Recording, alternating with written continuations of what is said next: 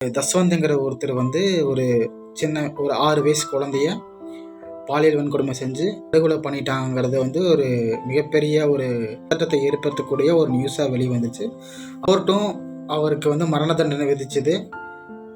Supreme court அவருக்கு விடுதலை கொடுத்துருக்கு. நம்ம ஏன் இவர் விடுதலை பண்ணாங்க அப்படின்னு சொல்லி எல்லாரும் சோசியல் மீடியா எல்லாருமே பேசுகிறாங்க.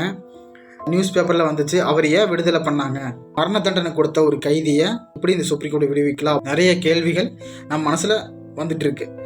சுப்ரீம் கோர்ட் ஒரு முக்கியமாக 4 விஷயத்தை முன் வைக்குது. முதல் விஷயம் என்னென்னா சிசிடிவி கேமரா, அதே ப்ராப்பராக இருக்கா, அது எவிடன்ஸ் ப்ராப்பர் எவிடன்ஸாக இருக்கான்னா போலீஸ் அதை வந்து கரெக்டாக பண்ணல, முதல் விஷயம்.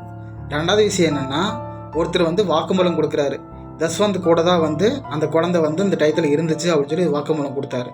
அந்த வாக்குமூலம் எப்போ கொடுத்தாருன்னா அந்த சம்பவம்லாம் நடந்து முடிஞ்சு 2 மாதத்துக்கு அப்புறம் வந்து அவர் வாக்குமூலம் கொடுக்காரு. 2 விஷயம் ஆச்சுங்களா. மூணாவது விஷயம் என்னென்னா தஸ்வந்த் சொன்னால் வாக்குமூலம் அதுதான் அப்படின்னு கன்ஃபார்ம் பண்ணுறதுக்கு முன்னாடியே அவங்க கிரியேட் பண்ணிட்டாங்க. 4வது விஷயம் என்னென்னா ப்ளூ கலர் பையில் போட்டிருந்தாங்க அந்த குழந்தையோட கொலுசு ட்ரெஸ்ஸு, ப்ளூ கலர் பையில் இருந்த எவிடன்ஸ் எல்லாம் இருக்கணும்ல, அந்த எவிடன்ஸ் வந்து போலீஸ் வந்து சமர்ப்பிக்கல. இந்த 4 விஷயமே வந்து எந்த ஒரு அடிப்படை ஆதாரம் கூட இல்லாமல் இருக்குது. கிரைம் நடந்திருக்குன்னா அந்த கிரைம் வந்து கண்டினியூட்டி இருக்கும், அந்த கண்டினியூட்டி அங்கங்கே பிரேக் ஆகுது.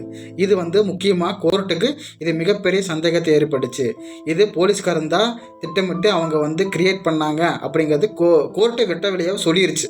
தஸ்வந்த் குற்றவாளி இல்லை, நிரபராதி தான் சொல்லி அவனை விடுதலை பண்ணியாச்சு. அந்த குற்றவாளி யார், போலீஸ்காரங்க யாரை காப்பாற்றுறதுக்காக தஸ்வந்த் மேலே கேஸை திருப்பினாங்க அப்படிங்கிறது நிறைய கேள்விகள் வந்து வந்துகிட்டே இருக்குது. பாலியல் வன்கொடுமை செய்யப்பட்டு கொலை செய்யப்பட்ட அந்த குழந்தைக்கும் நீதி கிடைக்கல, அவங்க அம்மா இறந்துருக்காங்க அவங்களுக்கும் நீதி கிடைக்கல, இங்கே யாருக்குமே நீதி கிடைக்கல.